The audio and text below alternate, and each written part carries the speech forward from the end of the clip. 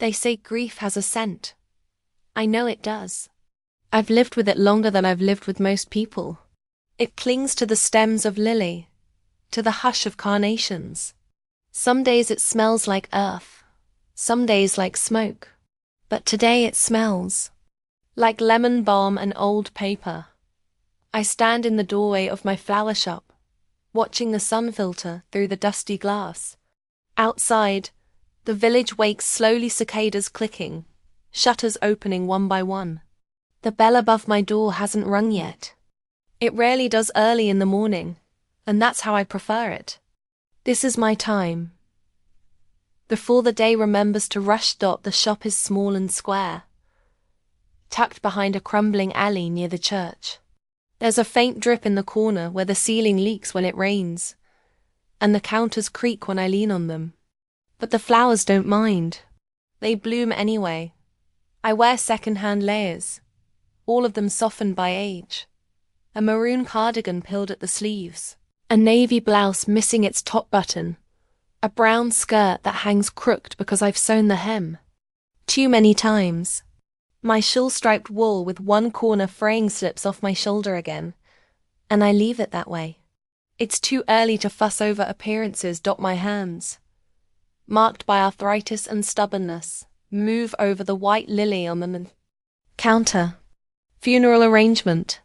A young woman named Carla lost her father last night. Heart failure sudden. She called me herself, voice shaking but formal. She wanted Lily. Simple. Clean. He didn't like showy things, she said.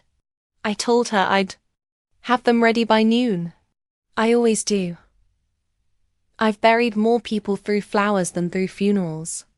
Sometimes I feel like I'm the last witness to lives no one else remembers. A creak at the back makes me pause. Just the wooden beam settling again. This place is old like me. It groans in the joints and forgets what day it is. But it still holds. Somehow. I lean closer to the lily, trimming stems with the same small shears I've used for decades. My fingers move slow now, but they still remember how. The petals curl softly under the blade, and I catch a faint memory. My mother's garden, wild and overgrown, rosemary tangling into rose bushes, bees drunk on thyme. Before everything went dark, before fire. But not yet. Not in this moment. In this moment, I am just Elena, the old woman with the flower shop at the end of Via San Paolo. The one who still carries buckets from the well instead of paying for running water. The one who still walks with her back hunched and her head down, even though there's no one left to strike her. People come to me for flowers, but they stay for silence. No one gossips here. No one asks too much. They know I've lived too long and seen too much to bother with small talk, and I offer them something in return. Peace, however brief. The bell over the door finally rings. A boy stands there, no older than 10. Dark curls, scraped knees, holding a coin in his palm like it might disappear. For my Nona, he says, eyes wide. I nod. What does she like? She liked pink, and smelling nice. I walk to the back and find a single rose that still holds its bloom. Soft pink, just opened. I wrap it in parchment, tie it with twine. He hands me the coin. It's not enough, not even half. I don't count it. I nod, and he smiles one of those pure, accidental smiles that children forget they gave as he leaves. He calls out, "Thank you, Signora." Signora. It still catches me off guard sometimes. I sit down on the old stool behind the counter. My knees protest, my back twinges, but I don't mind the ache. Pain is just proof I'm still here. I reach for my tea, now cold. Sip anyway. The lily are ready. Their white petals gleam in the shaft of light, now slanting across the floor. In a few hours, they'll be cradled in a woman's hands, carried to a gravesite, offered like a final word. There's a silence in death I never feared. It's the silences in life that once undid me. People assume I live alone because I'm lonely. That's not it. I live alone because silence is finally something I choose. That even now, there are days when the past leans close. When the smell of burning wood makes my chest tighten. When I wake to the sound of my own voice screaming and don't remember falling asleep. When the cellar door creaks in memory, even though it's been gone for 60 years. The pain used to be sharper. Now, it's more like weather always there. Shifting, waiting. Still, I survived. That's not nothing. The lilies sit in a low clay vase. I pin a simple card to the ribbon, in loving memory. May peace find him now. A knock at the door. Carla stands there, eyes swollen. She wears her grief like a veil. They're beautiful, she whispers. I nod. I do not say, I've buried worse men than your father. I do not say, you will never forget today, but you will find days that hurt less. I do not say anything. I simply place the vase in her hands and let her cry. When she leaves, I close the shop for a while. I sit by the open window, letting the breeze come in, carrying the smells of bread from the bakery, the sharp scent of citrus trees blooming on the hill.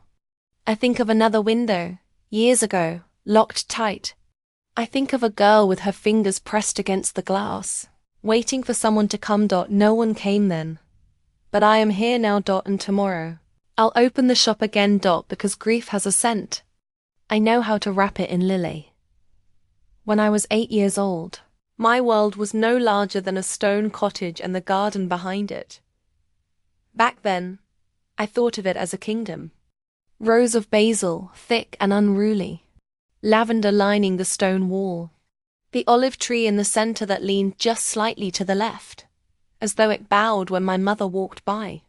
Katerina, my mother, ruled the house with quiet precision. She wore pressed blouses and always had a cloth over her shoulder, even if nothing needed cleaning. She smelled of starch and vinegar, and I once believed that smell was what safety was made of. My father, Giuseppe, worked the fields like every other man in our village. Dirt under his nails, back always bent, voice lowered unless it was raised.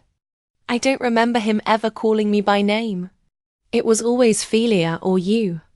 But he built me a swing from an old tire once, and I clung to that memory for far longer than I should have. We lived near the edge of the olive grove, in a house with a single crooked window facing the west. The sunlight came through just before supper, streaking across the floorboards like fingers reaching to pull something hidden into view. My mother hated that light. She always closed the curtains when it came. Sundays were the best. Everyone dressed in clean clothes, walked in quiet rows to the stone church in the village. The bells rang sharp and lovely. I held my mother's hand. Small fingers wrapped around hers like a question I didn't know how to ask. Inside the church, I liked the statues best: Mary's gentle face, the golden edge of Joseph's cloak. I'd stare at the painted ceiling until my neck ached, imagining angels stepping down from the fresco to sit beside me. I never liked the silence between prayers. Too much space for thoughts to move in. After Mass, we returned home, and my mother would make pasta from scratch. The smell filled the cottage, mixing with the basil she picked fresh from the garden. My uncles would come by, their laughter too loud, their cheeks flushed before the wine even touched their lips. My mother would smile then, a wide, showy thing.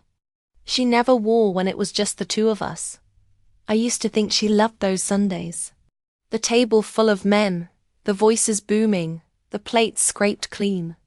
She'd hum as she cleared dishes, her hips swaying just slightly, as if dancing to a song only she could hear. But something shifted after my 8th birthday. It was a small thing at first. The way she gripped my wrist too hard when I spilled water. The way her eyes no longer softened when she looked at me. I remember asking her once if she was tired. She didn't answer. She just stared at me for a long time, as though she wasn't sure who I was or why I'd spoken at all. That summer, the garden dried out. My father said it was the heat, but I noticed the watering can stay dusty by the back door. My mother had stopped going outside. She watched from the window instead, arms folded. Her lips would move as if she were whispering something to herself, but I never heard what. One afternoon, I stood in the kitchen drying dishes while she prepared beans in a pot. She dropped a wooden spoon on the floor, and when I bent to pick it up, she slapped the back of my head. I remember the sting. I remember my hands trembling as I passed her the spoon. But most of all, I remember what she said. "Don't flinch like that. Makes you look guilty." I didn't understand what I was guilty of after that. I walked more carefully. I waited for permission before speaking. I practiced smiling when people looked at me, just as she did. I helped her scrub the floors, dry the linens, fold napkins into neat triangles for the table. I wanted to be good. I believed that if I was good enough, the warmth would return. Her smile, the songs she hummed, the basil and lavender. But it didn't come back. One evening, I woke to voices outside my room. The door was slightly ajar. I heard my name, my mother's voice, and my uncle's. "She's getting older," he said, a low hush. "She knows nothing," my mother replied. "She do what she's told." I remember the way my heart raced, the tightness in my chest. I stayed still, eyes fixed on the crack of light spilling across the floor. When the conversation stopped, I pretended to sleep until morning. I never asked about it. Children like me learned not to ask. At breakfast the next day, my mother served me porridge without sugar. She braided my hair so tightly that I winced, but said nothing. My father didn't look up from his bread. Later, I watched her from the garden gate as she buried something beneath the olive tree. She moved slowly, her back hunched, her hands careful.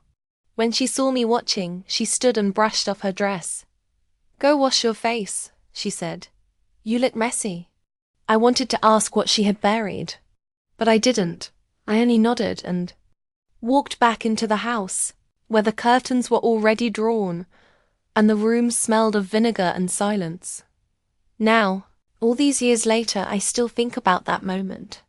The braid pulling at my scalp, the glint of something in the dirt, the first seed of fear that took root in my chest and never quite stopped growing. I never did find out what she buried, but part of me believes it was the last piece of her that remembered how to love.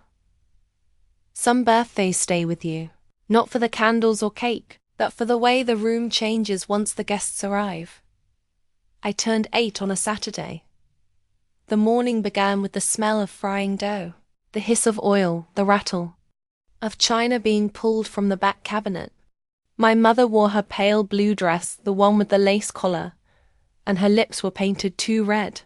She told me to keep quiet and stay out of the way.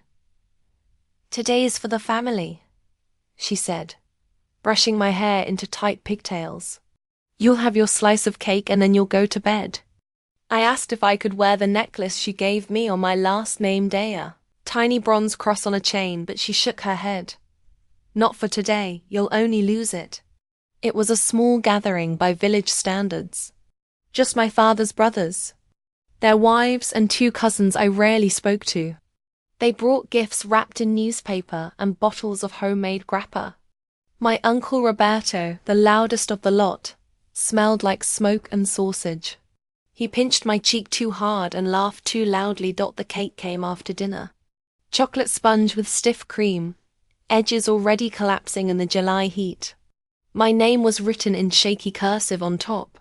My mother cut the slices herself, placing one in front of me with the same smile she used at church. I blew out the candles in silence, my wish caught in my throat. When the plates were cleared, she kissed the top of my head and said, "Upstairs." "Now, it's late." I blinked. But it's my birthday. Yes, she said, not unkindly, but firmly. And the grown-ups are still talking. I went. I remember each step up the wooden stairs, the creak beneath my heel, the way the hall bent around the corner like something watching. My room was small, with a single bed and a crucifix over the door. I lay down fully dressed, arms folded across my chest. Through the floorboards, the sound of laughter rose and fell. I tried not to listen. I tried to pretend the world ended at my bedroom wall. But the door opened an hour later. Not all day. Just enough to see a shape in the hallway. Elena. A voice whispered. It was Uncle Roberto. I didn't move. He stepped in anyway. Half drunk, words slurred. The birthday girl should be celebrated properly, he said. Come downstairs. I shook my head. He reached for me. Mama. I cried, panicked, not knowing what else to do. But she was already there, standing in the doorway behind him. She looked tired, as if everything bored her. Be quiet, Elena, she said. Don't start acting difficult. And then she closed the door. It's strange what your body remembers. The weight of hands, the smell of wine and sweat, the sharp ache between what should be safe and what is not. When it was over, I lay on the floor with my cheek pressed to the wood and listened to the silence return like fog the next morning. She served me eggs. Eat, she said. I stared at the plate. Mama, I whispered, why didn't you help me? She turned from the stove, wiping her hands on a cloth, and said, You're a woman now. You'll understand these things with time. But, she leaned in, so close I could see the crack in her lipstick. Do not shame this family. Do not speak of this again. I ate in silence. I was still chewing when my father came in, nodding absently to me before pouring himself coffee. He didn't ask why I flinched when he passed behind my chair. He didn't notice how my shoulders folded in like paper. Or maybe he did. Maybe that's why he said nothing at all.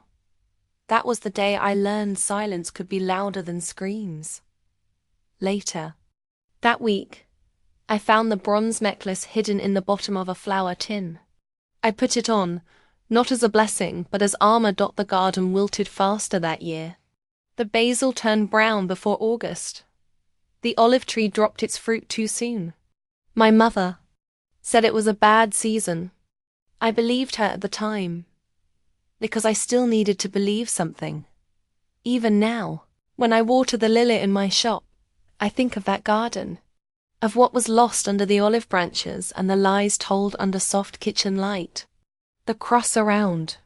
My neck is gone, long since stolen or sold, but sometimes, in sleep, I feel its weight return to my throat like a warning. I grew older after that birthday, but not in years. It was something else that changed. A quietness inside me that wouldn't speak until decades later, when I learned what it meant to say no, and have someone listen. But that day, and the ones that followed, taught me the language of silence, of looking down, of staying very still when the wind changed. Shame doesn't arrive like thunder. It settles slowly, like fog that rolls in without sound, and never fully lifts in the days after my birthday. The world didn't change, but I had. The chickens still clucked in the yard. The church bells still rang every evening. My mother still hung laundry from the clothesline behind the house, and I still walked the narrow path between garden and kitchen like nothing had happened. But inside, something had been rearranged. I had no words for it then. I only knew I was different. I began to walk more quietly. My eyes never met anyone's for long. I scrubbed my hands raw, though they weren't dirty. At school, I said little. I wrote with my left hand beneath the desk to hide the bruises on my right. When my teacher, Suora Angelica, asked why I winced when writing, I told her I had fallen from a tree. You girls shouldn't climb trees, she said, and moved on. Even the girls at school seemed to sense the shift. I no longer got invited to play games at recess. One of them whispered that I looked strange, and another said I was cursed. I didn't correct them. Maybe I was not at home. My mother treated me like glassware, something to be kept intact but never looked at too closely. Her words were sharper now, clipped like herbs cut too early. The affection she once offered in gestures, braiding my hair, folding my socks with care, had vanished. Instead, she gave me tasks. Mop the floor, wash the rags, cut the stems. She never let me near the stove anymore. I don't know if she feared I'd burn myself or feared what I might do with a flame dot. My father remained indifferent, like, "Stranger we let sleep in our house." His silences were louder than her commands. When he did speak, it was to ask for bread, for wine, for space. He didn't ask how I was. He didn't notice when I flinched at footsteps. One night, I made the mistake of asking her again softly, while washing dishes in cold water. "Mama, why did you let him? Why didn't you stop him?" She didn't turn around. Her back was rigid, her hand scrubbing a pot that didn't need it. "What are you talking about?" she said flatly. "Uncle Roberto," I whispered. "My birthday." She placed the pot down slowly, turned and faced me. "Nothing happened," she said. "Do you hear me, Elena?" I stared at her, the soap clinging to my arms like frost. "But," she stepped closer. Her voice dropped. "Say it again, and I will make you wish you were never born." That was the first time I felt afraid of her, not in the abstract, not like a child fearing punishment, but with the heavy, bone-deep certainty that I was completely alone. No one would come for me. No one would believe me. And she, my own mother, was not only willing to lie, but would punish me for speaking truth. So I stopped. I stopped asking, stopped questioning, stopped believing in a world where mothers protected daughters. I swallowed my confusion and buried it deep, behind smiles at the market and memorized prayers at church. At Mass, I watched the priest raise the host and wondered what it meant for something to be sacred. I watched other mothers pull their children close when they knelt. Mine kept her hands folded in her lap, eyes forward, as if nothing beside her mattered. Sometimes I looked up at the painted angels on the ceiling and asked them if they had seen what happened, if they had heard my voice, if they had turned away too. I began to dream strange things. Fire in the garden, blood in the wash basin, my uncle's laugh echoing from the cellar below the kitchen.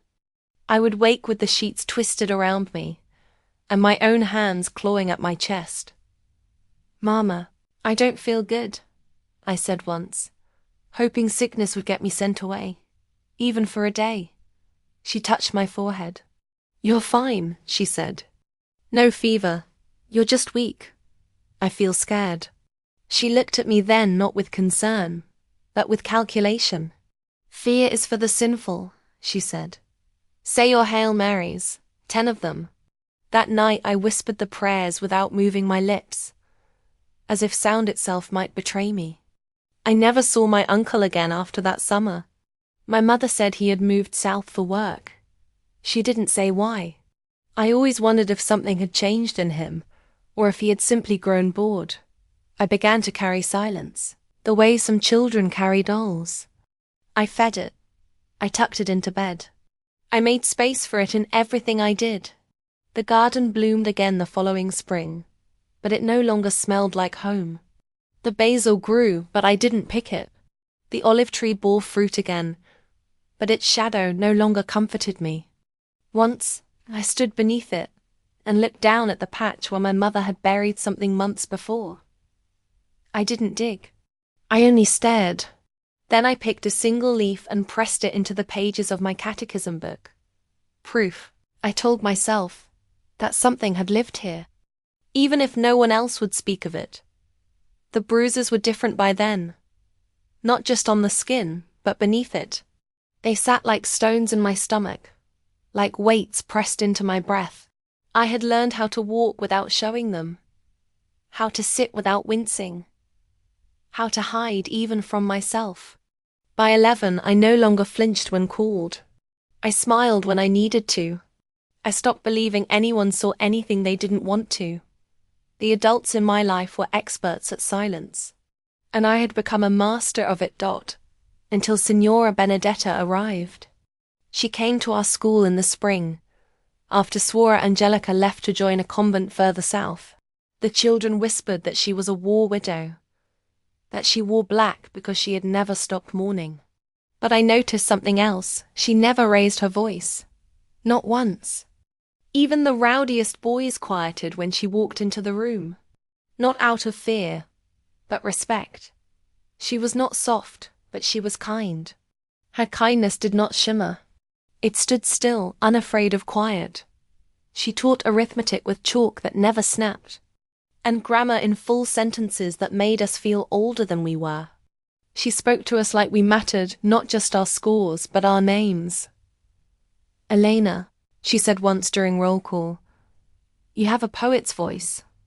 I blinked. I had barely spoken that morning. I hadn't meant for anyone to notice it. After class, she kept me behind. "Would you help me organize the books?"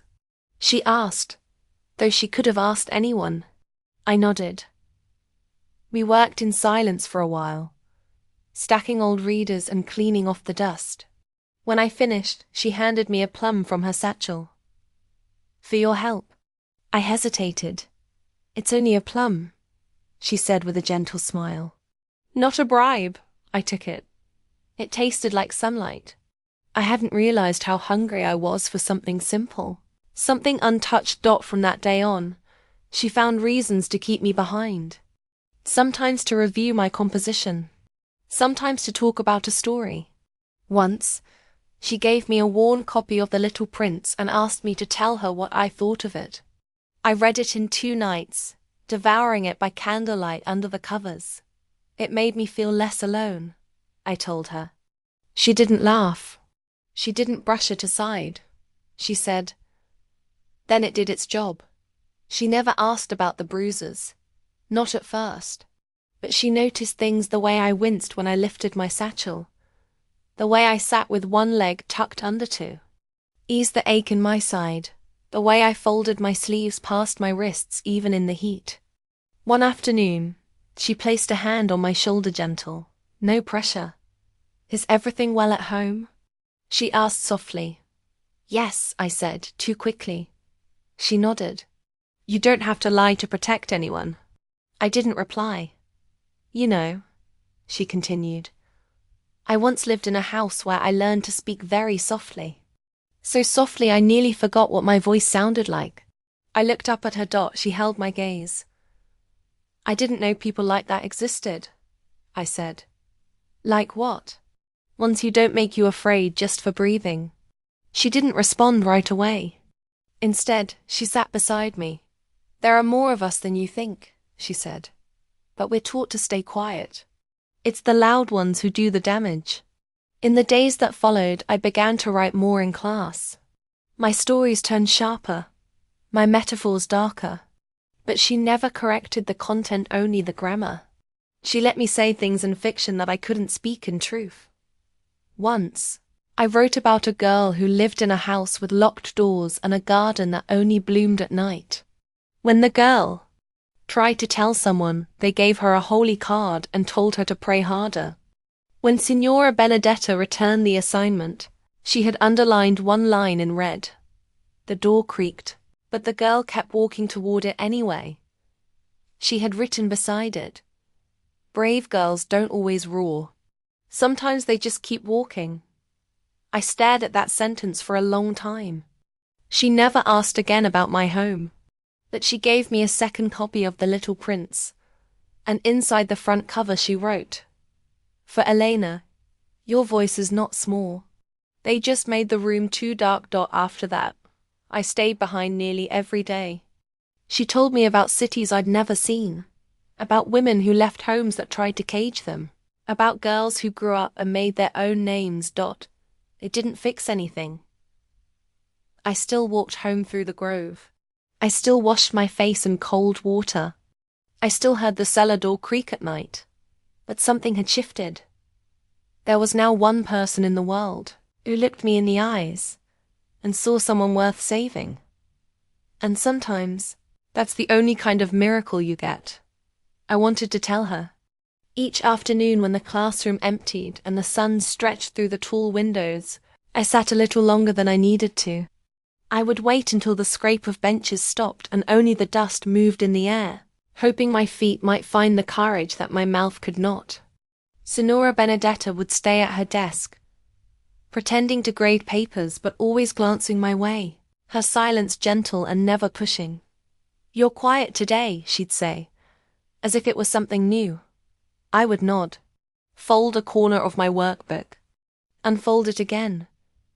There was so much I wanted to say, that my back ached not from growing but from being thrown, that the smell of wine made me ill, that I had learned to breathe silently beneath floorboards, that the word family no longer tasted like warmth but like metal. But every time I opened my mouth, something closed inside me. What if she didn't believe me? What if she told someone who would send me home? What if she was kind only because she hadn't seen me fully, yet hadn't smelled the cellar on my clothes, hadn't heard the sound I made when locked in? So I stayed silent. One day she gave me a small bar of lavender soap, wrapped in paper. "My neighbor makes these," she said. "The scent always reminds me that even things buried can bloom again." I thanked her and slipped it into my satchel. That night, I didn't use it. I just held it in my hands after the cellar door closed, breathing in something that wasn't rot. At home, my mother began to watch me differently. She didn't ask questions, but her eyes lingered longer when I returned from school. One evening, she opened my satchel without warning. She found the soap, the book, the note tucked into the margin. "Your voice is not small. What is this?" she asked, voice sharp. "Just a gift," I said. "From her?" Her lip curled. "That woman? She's my teacher. Teachers don't give gifts." "A medal. She's kind," I whispered. My mother's hand came down flat across my cheek. Not hard. Not a slap meant to bruise, but hard enough to say you don't speak for yourself. She didn't return the soap. She dropped it into the fire. After that, I was careful. I kept my words close. I listened more than I spoke. I learned to tuck hope into corners too small for her to see. At school, I began writing poems. They weren't about the cellar. Not directly. But they were filled with cracked windows and dead bolts and rooms without air. Benedetta read them and underlined words like wilted and shatter. "You see things clearly," she said. I didn't tell her how clearly. The more I wrote, the more my world began to divide. There was the classroom with its neat rows and chalk dust, the scent of ink and quiet kindness. And there was the house, where rooms carried ghosts, where even the air felt used. Walking between the two felt like crossing water barefoot, pretending. The blood didn't trail behind. One rainy day, Signora Benedetta offered me her umbrella. I declined, saying I liked the rain. "You'll catch cold," she warned.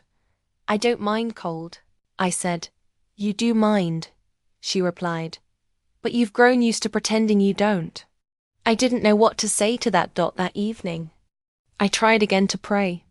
Not to saints or statues, but to whatever might be listening. I sat by the olive tree and whispered into the dirt. If someone is watching, make her ask me again. Make me brave enough to answer. But no one answered back.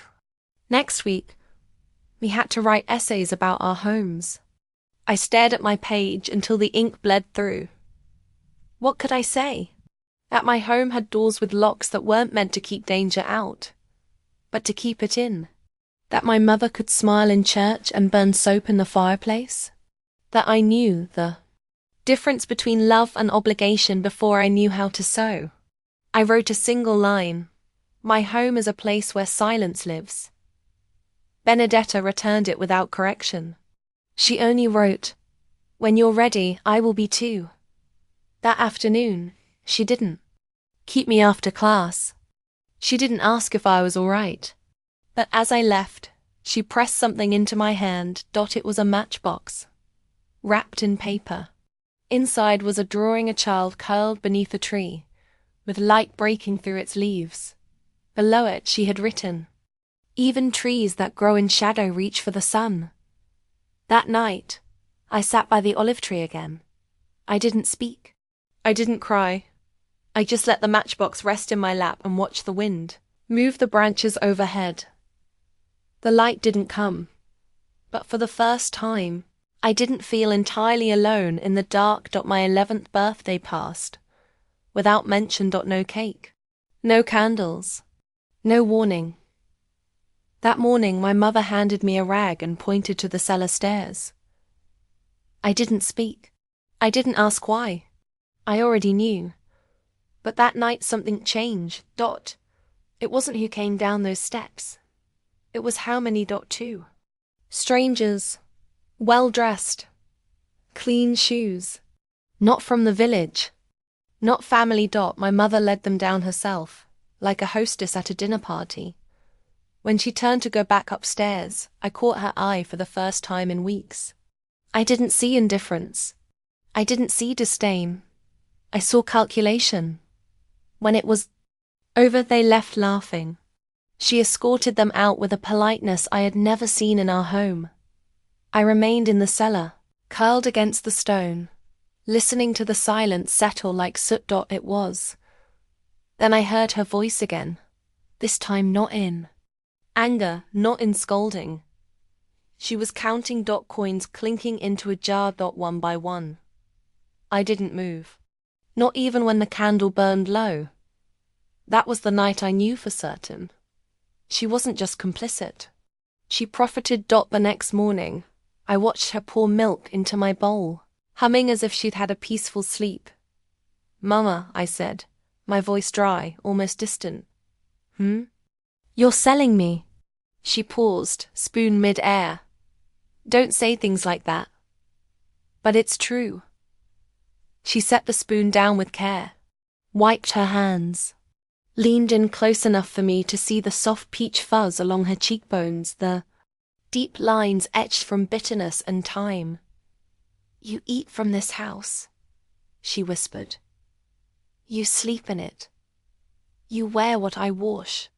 Everything you have, you owe to us. You're contributing to the family." My throat closed. "By letting strangers hurt me? It's only pain," she said. "Pain passes. You'll forget. We all do." I stood up from the table. The chair scraped loudly. "I won't forget." She looked at me, then really looked. Something flickered behind her eyes. Not regret. Not fear. Contempt. "You think you're better than us," she said. "I think I'm not like you," I replied. Was the last time I spoke to her without fear. After breakfast, she told me to go sweep the back steps. I went, hands trembling. The broom felt heavier than it should have. As I cleaned, I saw a paper flutter beneath the olive tree. I knelt and lifted it. A receipt. Folded and signed. A name I didn't know. And a date, my birthday. She had written it down. That night, I didn't go to the cellar. I locked the door to my room with a chair. I stayed awake until morning, clutching the paper in my hand, my fingernails digging into the wood of the floor. Next day, I did something I had never dared before. I took the receipt and slipped it into my schoolbook. And I waited. Benedetta was waiting too. After class. As the others filed out and the room emptied, I stayed behind. I reached into my book. I laid the paper on her desk. She didn't ask what it was. She didn't touch it. She just looked at me. "Elena," she said quietly, "I need you to tell me everything." And I did. I told her about the cellar, about the men, about my mother, about the silence, I spoke until my throat ached. She didn't interrupt. She didn't write anything down. When I finished, she reached across the table and took my hand. "You are not what they made you," she said. "You are not their shame. You are not their prophet. You are a child." Tears fell, slow and quiet. "What do we do now?" I asked. She looked toward the window, the light fading fast. "We make a plan," she said. "We gather what we need. And then we get you out." For the first time, I felt the ache of something I had long buried. Not hope, not yet. But the outline of it. And that was enough. The following morning, I returned to school without a book. Instead, I carried only myself. My hands shook the way they did after the worst nights. Fingers stiff, palms clammy. But this was different. It wasn't fear that gripped me. It was the weight of what was now real. Words once locked inside me had been given sound, and that sound had been heard. And believed. Benedetta didn't greet me like before. No smile. No small talk. She only held my gaze a moment longer than usual and nodded once, firm and deliberate. It was enough. That day passed in a blur. I copied my math with robotic precision. Couldn't remember what I'd read in grammar. The classroom buzzed like it always did, pencils scratching, whispers passing. But I felt as though I sat inside a glass wall. At the end of the lesson, Benedetta said nothing until the last student left. Then, without lifting her eyes from her desk, she said, "Close the door, Elena." I did. She opened a drawer, pulled out a folded page and set it in front of her. Not the receipt. Something else. A letter. "I've written to someone I trust," she said. "A woman who works with girls like you. Her name is Sua Claudia. She's not from this town. Not under this roof of silence." I said nothing, unsure of what I felt. Relief? Terror? "She will come," Benedetta continued. "But first, we must gather more." More. That word frightened me. More meant staying. Longer. Pretending. Enduring. More meant facing what still waited behind that cellar door. "How long?" I asked. "Days. Maybe a week." My stomach turned. "I don't know if I can." She reached across the desk. Her hand steady, warm. "You can. Because you already have." I lowered my eyes. "If they find out, they won't. Not if we're careful." "But Elena..." She paused. "I won't let them keep you there much longer. I swear it." I didn't know what to say to a promise like that, so I simply nodded. That afternoon, I walked home with my satchel tucked beneath my arm. Inside was a small notebook Benedetta had given me. "You'll write everything," she said. "Dates, names, details. Don't wait until you forget.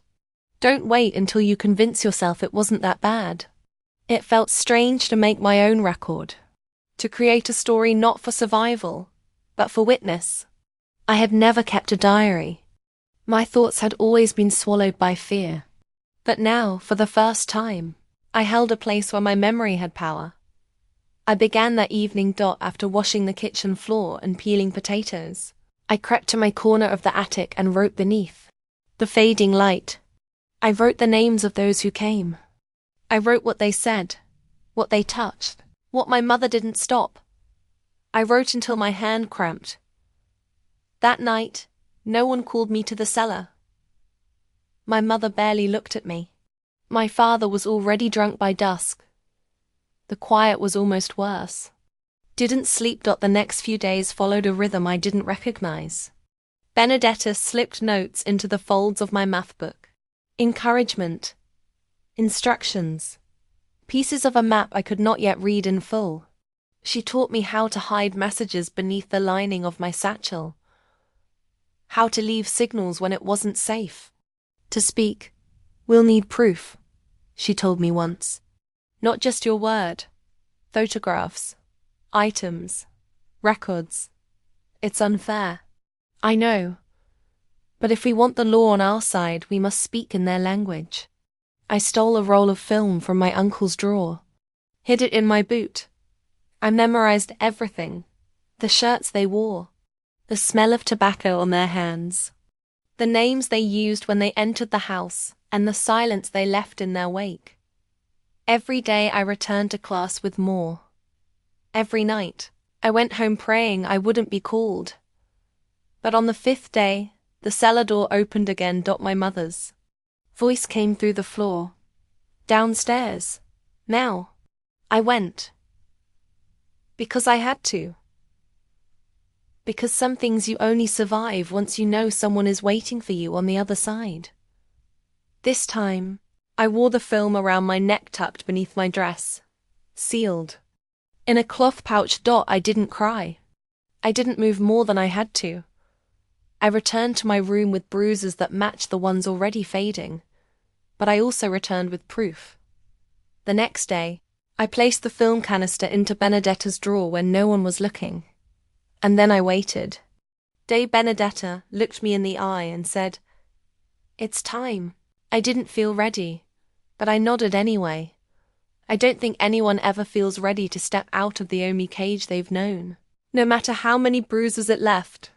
She told me Sua. Claudia had replied.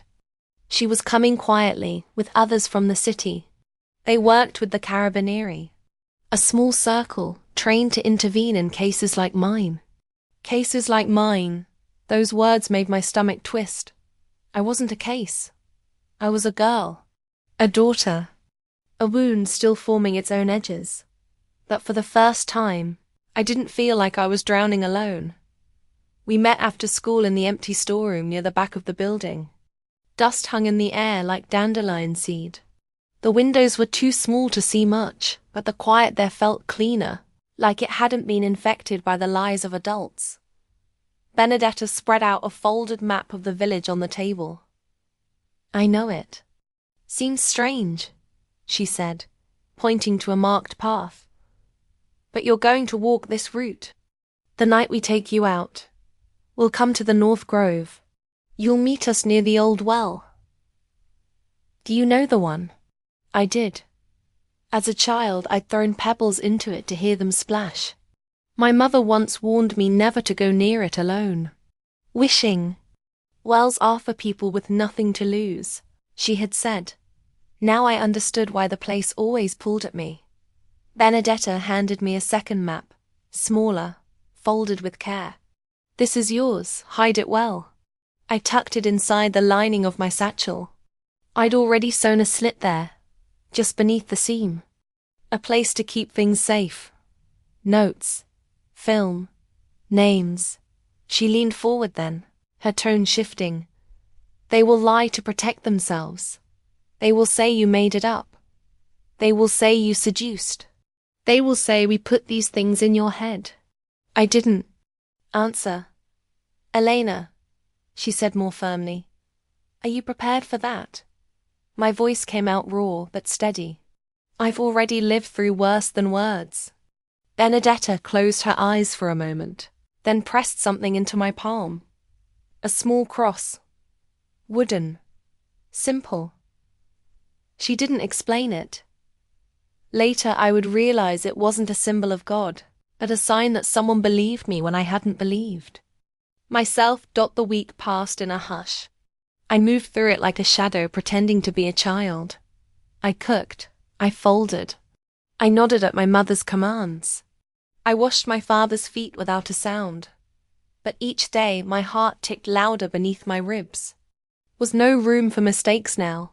Not one missed glance. Not one suspicious motion. If I gave myself away, everything would collapse. One night, while drying dishes, my mother caught me staring out the window toward the grove. "What are you looking at?" she asked. "Nothing," I replied, too quickly. She dried her hands, then took a step toward me. "You've changed," she said. Her voice wasn't accusing. It was observational, like she'd spotted a stain on the tablecloth. "I'm older." You're hiding something.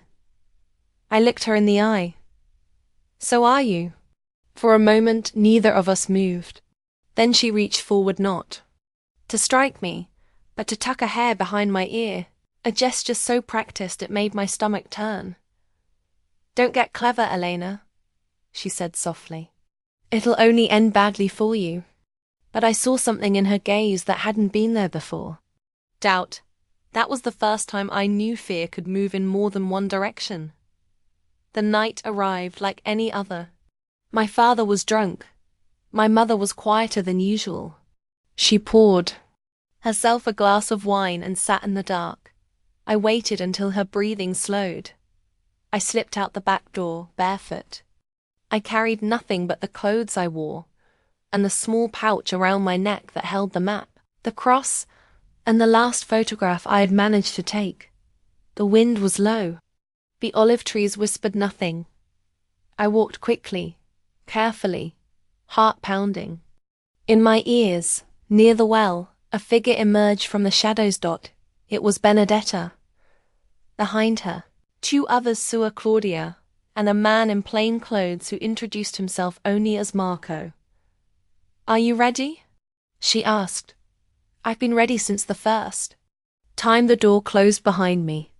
They placed a shawl over my head, not to hide me, but to protect me from the wind. And together, we walked away from everything I had been told I was. I didn't look back, not when the house shrank behind the trees, not when the wind carried the scent of burned rosemary from the garden, not even when the well came into view, old and still, like it had been waiting all this time for me to arrive. The urge was there. Of course it was. Years of training don't vanish in a night. A voice inside me whispered that I should turn around, apologize, beg, because that's what girls like me were taught to do. Make yourself smaller. Make your pain quieter. But I kept walking. Benedetta and the others didn't speak. They surrounded me without touching, as if the very air around me needed to be held.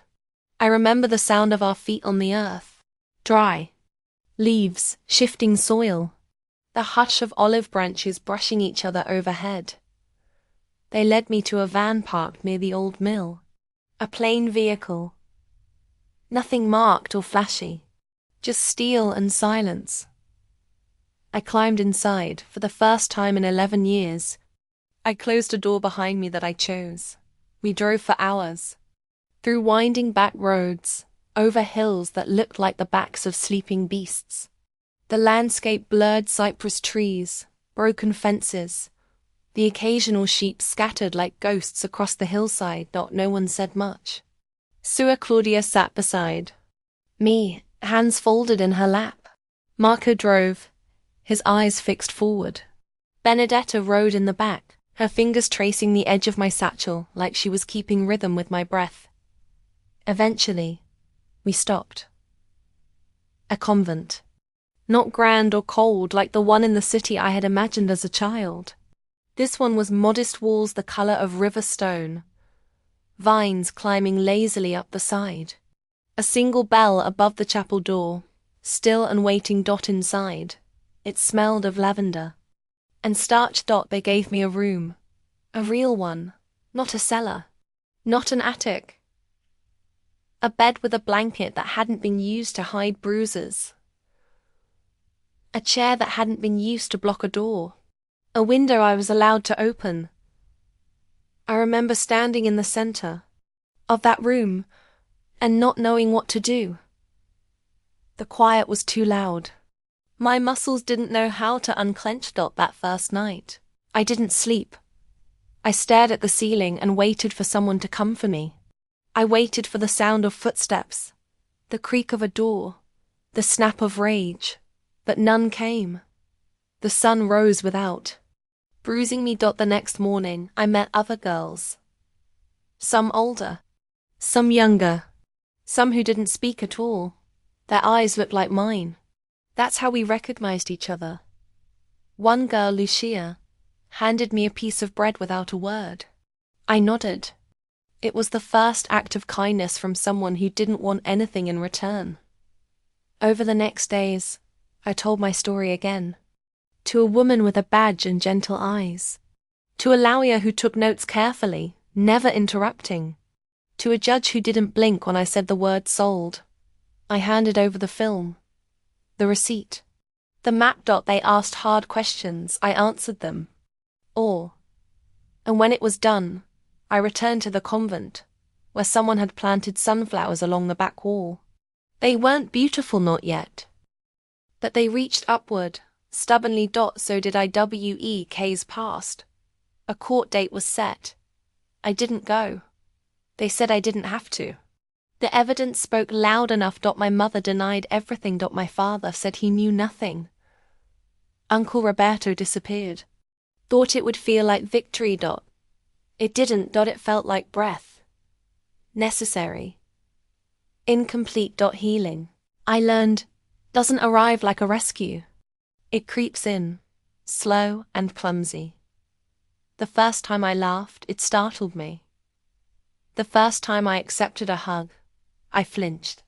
The first time I slept without dreaming, I woke up in tears. But I was living, and no one could take that from me again. One morning, I found Benedetta sitting in the chapel garden, trimming dead stems from a row of lavender.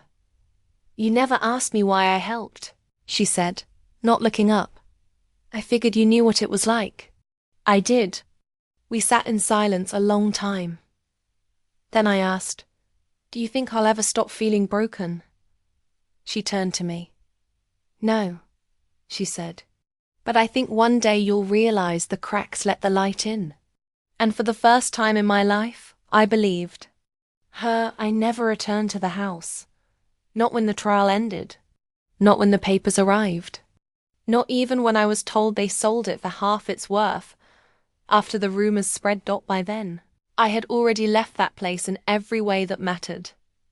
Years passed as they do. I stayed at the convent until I was 17. Long after the sentencing. Long after the headlines faded and my name returned to my lips like something I could finally hold without shame. I found work at a bakery 2 streets from the convent. At first, I cleaned trays and swept flour from the floor. Then I began folding dough, piping cream, learning the feel of yeast between my fingers. It was the first time my hands created something without fear. One morning, when I was 18, the owner asked me why I never smiled when I served customers. Told him I was still learning how. Eventually, I saved enough to rent a room of my own, a single window, a stove that clicked 3 times before it lit. I found peace in the quiet, in the rituals of baking before dawn, in the music of my own footsteps returning to a space that was mine and no one else's. And I changed my name, not legally, not in any formal way, but inside, I stopped answering to what they called me.